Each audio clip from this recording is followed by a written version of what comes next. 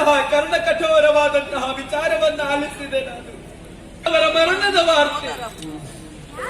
ಈ ಕ್ಷಿತಿಯೊಳಗೆ ನನ್ನವರನ್ನು ಬಿಟ್ಟು ಯಾರಿದ್ದಾರೆ ನಿನಗೆ?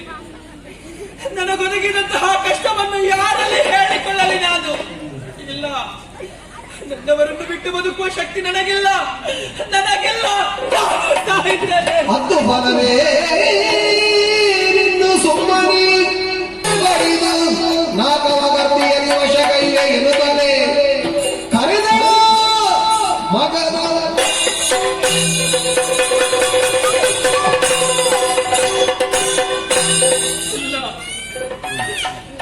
ಸತ್ತವರಿಗಾಗಿ ಅಂತವಿಯದ್ದಾದರೆ ಸತ್ತವರು ಜೀವಂತ ಎದ್ದು ಬರುವುದಕ್ಕೆ ಸಾಧ್ಯ ಉಂಟೆ?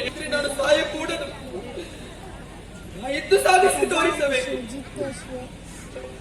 ಈ ಸ್ಥಿತಿಗೆ ಕಾರಣರು ಯಾರು? ತುಮನಸರೆ ಹಣೆಯ ಕುಂಕುಮವನ್ನೇ ಅಳಿಸಿ ಕೊರಳ ಮಾಂಗಲ್ಯವನ್ನೇ ಕಿತ್ತೆಸೆದೀರ. ನನಗಿಂತಹ ಸ್ಥಿತಿಯನ್ನು ತಂದು ಕೊಟ್ಟು ನಗುತ್ತಿರುವಿರ. ಆದರೆ ಇದು ನಿಮ್ಮ ಶಾಶ್ವತವಾದ ನಗುವಲ್ಲ. ನಿಮ್ಮ ನಗುವನ್ನು ನಿಲ್ಲಿಸದೆ ಹೋದರೆ ನಿಲ್ಲಿಸುತ್ತೆ ಮಾಲಿನಿ ನಾನಲ್ಲ. ಏನು ಮಾಡಲಿ? ಹೆಣ್ಣಾದಂತಹ ನನ್ನಿಂದ ಏನು ಮಾಡೋದಕ್ಕೆ ಸಾಧ್ಯ? ಯಾರಿದ್ದಾರೆ ಎಂಬ ಹಾಗೆ ಯಾಕೆ ಯೋಚಿಸಬೇಕು?